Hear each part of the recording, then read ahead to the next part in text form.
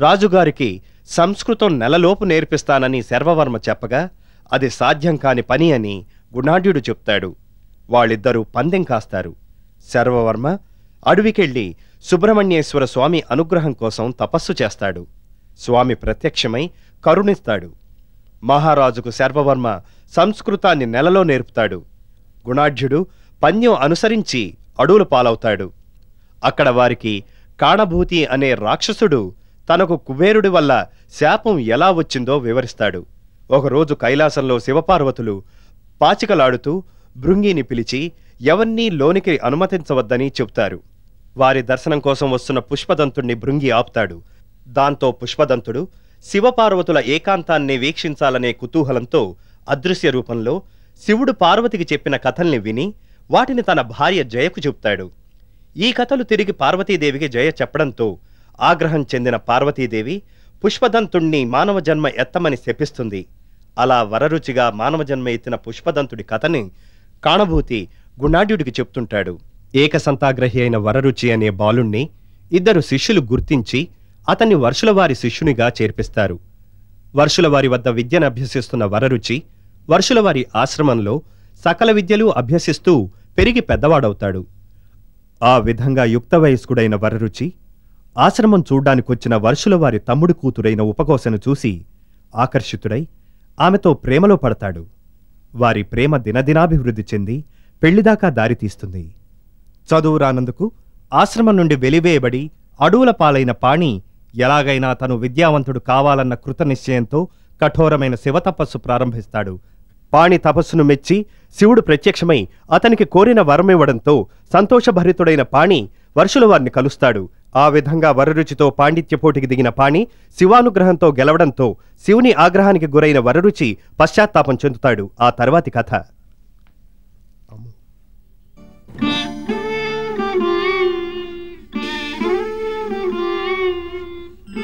మహాపండితవర్య వరరుచి వందనాలు.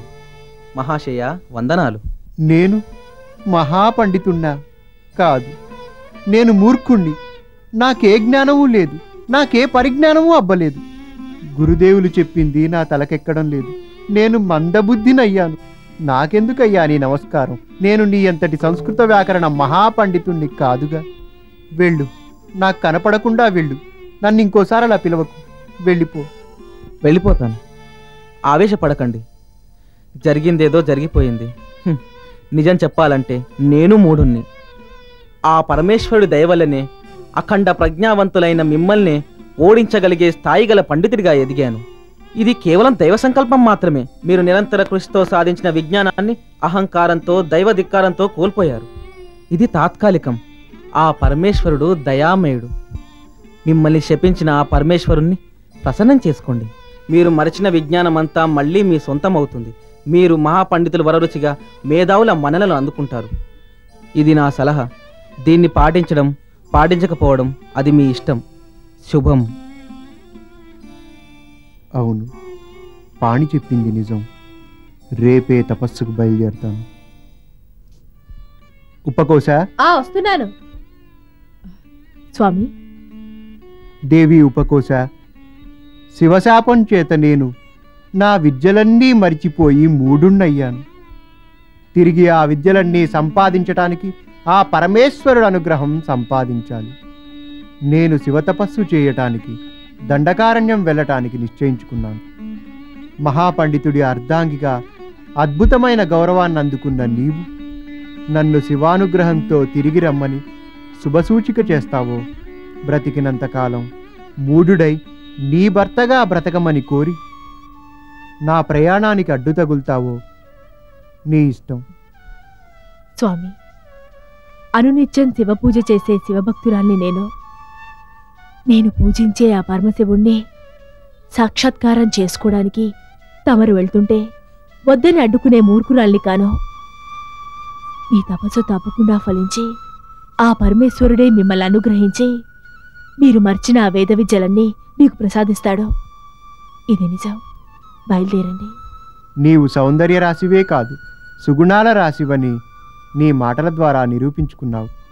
నేను లేని కాలంలో మన కుటుంబ పోషణార్థమై అవసరమయ్యే వెచ్చాలు సంబారాలు సమకూర్చుకోవడానికి అవసరమైన ధనాన్ని కొంత ఇంట్లో ఉంచి మరికొంత హిరణ్యగుప్తుడనే వర్తకుడికి ఇచ్చి వెళతాను. నీకెప్పుడు ఏ అవసరం వచ్చినా సరుకులను పరిచారికను పంపించి హిరణ్యగుప్తుడి వద్ద నుంచి తెప్పించుకో, సరేనా? ఏ క్షణంలోనూ నేను నీ చెంత లేనని అధైర్యపడకు.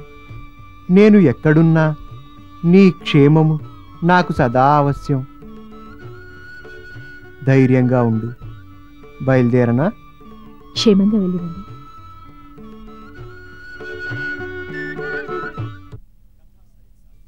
ఇదిగో నిన్నటి దినం నువ్వు ఇచ్చిన ధాన్యానికి ఒక్క వరహానే వస్తుంది. నీకు సమ్మతమేనా? ఇమ్మంటావా? మంచిది, అలాగే ఇవ్వండి. సరుకులు పక్క కొట్లో కొంటాను. ఏమిటి, ధాన్యం నాకమ్మి పైకి నా దగ్గర తీసుకుని సరుకులు పక్క కొట్లో కొంటావా? ఇది ఎంత అవమానం! దీనికి నేను ఒప్పుకోనంటే ఒప్పుకోను. నీ ధాన్యం నువ్వు తీసుకెళ్ళు, నా సరుకులు నా దగ్గర భద్రంగా ఉంటాయి. అది కాదండి, మీ దగ్గర సరుకులు నాసిరకంగా ఉంటాయని బియ్యంలో రాళ్ళు, పప్పు దినుసుల్లో మట్టి గడ్డలు కలుపుతారని విన్నాను. చూడు, ఈ లోకం గుడ్డిది, గుడ్డిది కాదు. చూడగల నేర్పున్నా నాలాంటి మంచి వాళ్ళని చూడదు. నేను చేసే మంచి పనుల్ని పట్టించుకోదు. నేను చెయ్యని చెడ్డ పనుల్ని నాకంటగట్టి వినోదం చూస్తుంది. అవును, ఇంతకీ నువ్వు గుడ్డివాడివా? భలేటోరండి, నా కళ్ళు చాలా బాగా కనపడతాయి. అయితే నేనేమిటో నా మంచితనం ఏమిటో తెలుసుకుని నువ్వు ఇచ్చిన ధాన్యానికి మారుగా సరుకులు ఇస్తాను, పట్టుకెళ్ళు. సర్లే, సాయంత్రం వచ్చి తీసుకెళ్తాను. వెళ్ళు వెళ్ళు. హిరణ్యగుప్తుల వారు, ఆహాహా, ఏవి నా అదృష్టం! నాకు తెలియకుండా ఈ రోజు నక్క తొక్కేనా, లేకపోతే ఉదయాన్నే నా మొహాన్ని నేనే అద్దంలో చూసుకున్నానా? వరరుచి గారు, తవరేమిటి మా ఇంటికి రావడం ఏమిటి? మీరు కాకితో కౌరు పంపితే కోకిల్లా మీ ఇంటి ముందు వాలేవాడిని కదా. సామాన్యులు సరుకుల కోసం మా ఇంటికి రావడం సహజం. కానీ మీరు సామాన్యులు కారే, అనన్య సామాన్యులు, అమితమైన విద్యా పారంగతులు. నన్ను క్షమించండి. నేను బుద్ధిహీనుణ్ణి. నాకు ఏ విద్యలు రావు. నేను అహంకారంతో చేసిన శివదూషణ వల్ల ఆ మహేశ్వరుడికి నాపై ఆగ్రహం కలిగి నన్ను శపించాడు. ఏమని? నేను నేర్చిన సంస్కృత వ్యాకరణ మహాపాండిత్యం అంతా మరిచిపోవాలని. అలాగే జరిగింది. నేనిప్పుడు సంస్కృత వ్యాకరణ సూత్రాలే కాదు, తెలుగు పదాలని చదవలేను. ఇదంతా నా కర్మ. కానీ ఒక్క మాట, ఆ పరమేశ్వరుడు ఎంతటి ముక్కోపు అంతటి దయాళువు. కనుక నేను దండకారణ్యంకెళ్ళి ఆ శివానుగ్రహం కోసం తపస్సు చేయాలని నిశ్చయించుకున్నాను. అయ్యో, అంత కష్టం మీకెందుకండి, మేమంతా లేవా? ఎంతమంది అండగా నిలిచినా, ఎన్ని పదవులున్నా, ఎంత ధనమున్నా ఆ శివకృప లేనిదే అన్నీ వ్యర్థం. అందుకే కొన్నాళ్ల పాటు ఐహిక సుఖాలన్నీ మరిచి అడవికెళ్ళి తపస్సు చేయదలిచాను. అలాగా? అయితే నన్నేం చేయమంటారు? మీతో పాటు అడవికొచ్చి తపస్సు చేయమన్నారు కదా. అలా కాదు, నాకు చిన్న సహాయం చేయమని. ఏమిటది? ఈ ధనాన్ని నీ వద్ద ఉంచు. నేను తపస్సుకెళ్ళి తిరిగి వచ్చేంత వరకు నా కుటుంబ పోషణార్థం, అంటే నా భార్య ఉపకోశకి అడిగినప్పుడల్లా సరుకులు అందచేయి. ఇదే నేను నీ నుంచి కోరే సహాయం, కాదనకు. భలేవారే, అలాగే నీ భార్యని నా సొంత సోదరిలా చూసుకుంటాను. ఆవిడ అడక్క ముందే ఆవిడికి కావలసిన సరుకులన్నీ పంపిస్తాను, సరేనా? మీరు నిశ్చింతగా అడవికెళ్ళి శివానుగ్రహం కోసం నిర్విఘ్నంగా తపస్సు చేయండి. ఎంత ఆలస్యమైనా పర్వాలేదు. ఉపకోశ బాధ్యత నాది. ఆవిడ్ని నిత్యం సంతోషంగా ఉంచే బాధ్యత నాదే. మీ సహాయానికి కృతజ్ఞుణ్ణి. సెలవు. మంచిది, నమస్కారం.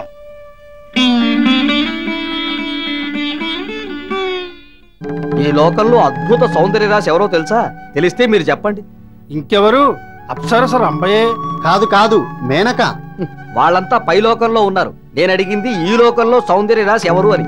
అయ్యా, మీతో మాట్లాడే అర్హత నాకు లేకపోయినా రాజపురోహితులు అడిగిన దానికి సమాధానం నన్ను చెప్పమంటారా? చెప్పండి. ఇంకెవరు? దేవలోకంలో ఉన్న ఊర్వశీ మేనకల కంటే, మన్మధుడు భార్య రతీదేవి కంటే అద్భుత సౌందర్య రాశి మన ఉపకోశ. ఆహా, చాలా చక్కగా చెప్పావు. నా మనసులో మాట కూడా అదే. ఉపకోశ అందం అద్భుతం. నిజమే, నేను ఆమెను ఒకమారు చూడటం జరిగింది. ఆనాటి నుంచి నా భార్యను చూస్తే నాకే ఒళ్ళు కంపరం ఎక్కిపోతుంది. నేను ఆమెను ఒకసారి చూశాను. ఆమె అందం రమణీయం. ఆమె అందం ముందు రాజులు రాజ్యాలు కూడా దాసోహం కావలసిందే. పాపం, అలాంటి అందగత్తె అందం ఇప్పుడు అడవి కాచిన వెన్నెలైపోయింది. భర్త అడవిలో శివతపస్సు చేస్తున్నాడు. ఆమె ఇప్పుడు విరహంతో వేగిపోతున్నది. ఆమె విరహాన్ని చలార్చడం మన ధర్మం కాదా? ఏమంటారు? లెస్సగా సెలవిచ్చారు. నాకు కూడా ఆవిడంటే బహుప్రీతి. ఆవిడ ఒప్పుకుంటే నా దగ్గరున్న వజ్రాలు వరహాలు మాణిక్యాలు ఆవిడ సొంతం చేసి ఆవిడ్ని నేను సొంతం చేసుకుంటా. భలే భలే, నువ్వు ఉపకోసం మీద కన్నేసి ఉంచావన్నమాట.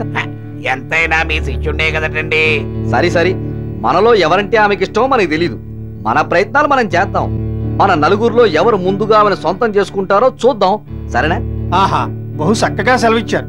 అయితే ఇంకే ఎవరి ప్రయత్నాలు వాళ్ళు చేద్దాం. ఆ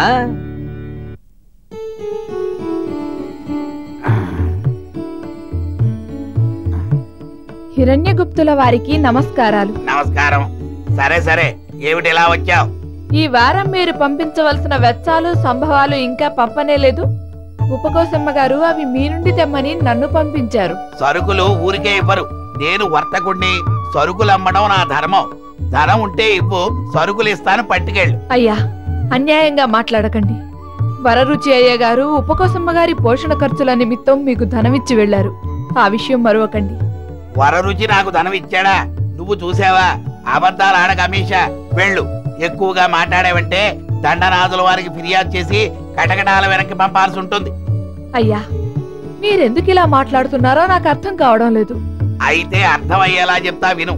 మీ అమ్మగారి అందం నన్ను పిచ్చివాడి చేస్తోంది. శివ తపస్సు కోసం వెళ్ళిన మీ అయ్యగారు తిరిగి రావడం జరగదు గాని ఆ వరరుచి స్థానంలో నన్ను మీ అమ్మగారి భర్తగా ప్రియుడిగా ఉండడానికి అనుమతించమని మీ అమ్మగారికి నా మాటగా చెప్పు. ఛీ! మీరు మదమత్తులో కామం కళ్ళు గప్పగా మీరేం మాట్లాడుతున్నారో మీకేమైనా తెలుస్తుందా? తెలుసు. నాకు హితబోధలు చేయకు. నీ అమ్మగారంటే నాకు ఎంత ఇష్టమో నాకే కాదు, దండనాథుల వారు, కుమారమంత్రి గారు, రాజపురోహితులు కూడా పడి వస్తున్నారు. తప్పు వాళ్ళది కాదు, ఉపకోసే అందానిది. ఉపకోసే అందం వాళ్ళ సొంతం కాకముందే నా సొంతం కావాలి. అప్పుడే మీరు అడిగిన సరుకులతో పాటు మణులు మాణిక్యాలు అన్నీ ఇస్తాను. ఉపకోసే అందం నా సొంతం చేసావంటే ఇదిగో నీ కష్టం ఊరికే ఉంచుకోనిలే, 1000 వరహాలు ఇస్తా. దుర్మార్గుడా!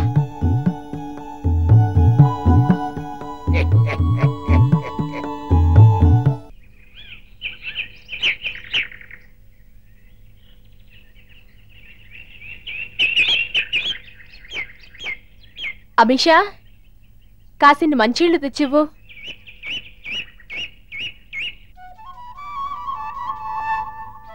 అమ్మా, మంచినీళ్ళు. ఎన్నాళ్ళు తల్లి ఆకలి బాధలు? మనం బతికున్నంత వరకు వారం రోజుల నుండి ఏమీ తినడం లేదు. మంచినీళ్ళతోనే కడుపు నింపుకుంటున్నారు. ఎన్నాళ్ళు ఈ ఉపవాసాలు? మీరు ఆకలితో అలమటిస్తుంటే నేను చూడలేకపోతున్నాను తల్లి. మనిషికి దేవుడిచ్చిన శాపాలలో ఆకలి ఎంత కఠినమైనదో దాన్ని భరించటం చాలా కష్టమని నాకిప్పుడే తెలిసింది. నా అందాన్ని సొంతం చేసుకోవాలని తపన పడుతున్నా ఆ దుష్టులు చేస్తున్న కుతంత్రాలలో మనకు మిగిలింది ఈ ఆకలి. ఈ కష్టము నా శరీరానికే కాని నా మనసుకు కాదు. శివానుగ్రహం కోసం తపస్సు చేయడానికి అడవికి వెళ్ళిన నా భర్త తిరిగి రాడని ఆ నలుగురి నమ్మకం. భర్త లేని భార్య బ్రతుకు నరకమని నాకిప్పుడే అర్థమైంది. అలా అని నేను అధైర్యపడటం లేదు. సుఖభోగాలకు ఆకర్షితురాలనై అఖండ ఐహిక సంపదను అనుభవిద్దామన్న ఆలోచన లేదు. ఈ బాధలు నన్ను అనుభవించమని ఆ భగవంతుడే నన్ను ఆజ్ఞాపించాడు. ఆకలితో చావరైనా చస్తాను కానీ నా శరీరాన్ని అదుష్టులకు అప్పగించి నన్ను నేను మలినం చేసుకోలేను. ఇక నాకు మిగిలింది ఈ నగ ఒకటే. దీన్ని నమ్మి కావాల్సిన వెచ్చాలు తీసుకురా. దాంతో అయినా ఇంకొంతకాలం బ్రతికి నా భర్త రాక కోసం నిరీక్షిస్తూ ఉంటాను. వెళ్ళి తీసుకురా. అలాగే.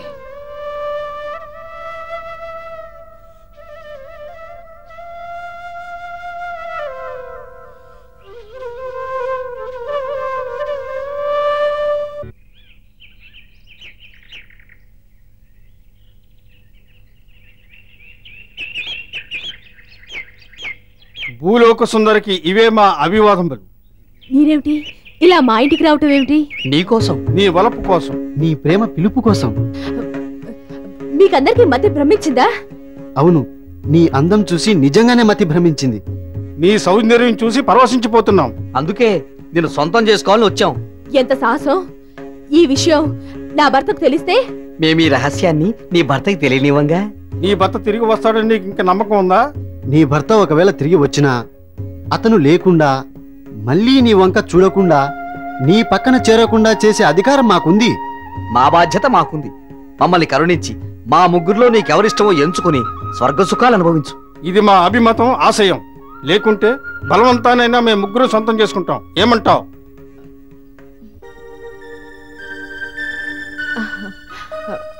ఒక్కసారిగా నాకు ఈ ప్రశ్న వేసేసరికి నేను జవాబు చెప్పలేకపోతున్నా. దాన్ని ఆలోచించుకోనివ్వండి. భర్త ఉన్నా లేని పరిస్థితుల్లో ఉన్న నన్ను మీ మాటలు పులకరింపచేస్తున్నాయి. నా అందం ఎంత గొప్పదో, ఎందరినీ తన్మయులు చేస్తూ కలలు లేపుతోందో నాకు ఇప్పుడు అర్థమవుతోంది. మీ ముగ్గురులో ఎవరు నాకు నచ్చారో, వారు ఎప్పుడు నా కోసం రావాలో నేను నా పరిచారిక అమిష ద్వారా కబురంపుతాను. నా కబురు కోసం నిరీక్షిస్తూ కలలు కంటూ మీలో నా సొంతమయ్యే అదృష్టవంతులు ఎవరా అని ఊహించుకుంటూ ఉండండి. సెలవు. ఇంక బయలుదేరండి. చిత్తం. నీ మాట జవదాటం. నీ దాసులం. వస్తాం. అమ్మగారు, మీరేం చేస్తున్నారో మీకు తెలుసా అమ్మా? తెలుసు. వాళ్ళని మూర్ఖులిచ్చేస్తున్నాను. అదెలా?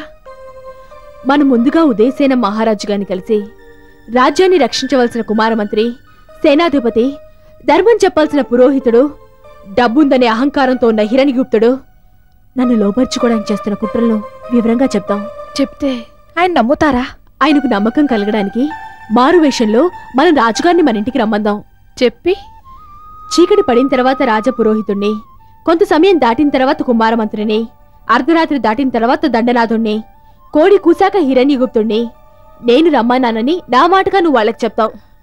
నా అందం చూసి మతి భ్రమించిన ఆ మూర్ఖులు అలాగే వస్తారు. ఇదంతా గమనిస్తున్న మహారాజు గారికి సాక్ష్యాలతో సహా వారి నైజం బయటపడుతుంది. ఆ నలుగురిని శిక్షించి నాకు న్యాయం చేస్తారు. ఎలా ఉంది నా ఆలోచన? అద్భుతంగా ఉందమ్మగారు. మీరు చెప్పినట్లే ఆయా సమయాల్లో క్రమం తప్పకుండా ఆ నలుగురిని రమ్మని చెప్తాను. సరేనా? సరే, కానీ ఆ పని చేయాల్సింది ఈరోజు కాదు. ముందు రేపు మనం మహారాజు గారిని కలిసి ఈ విషయాలన్నీ చెప్దాం. సరేనా?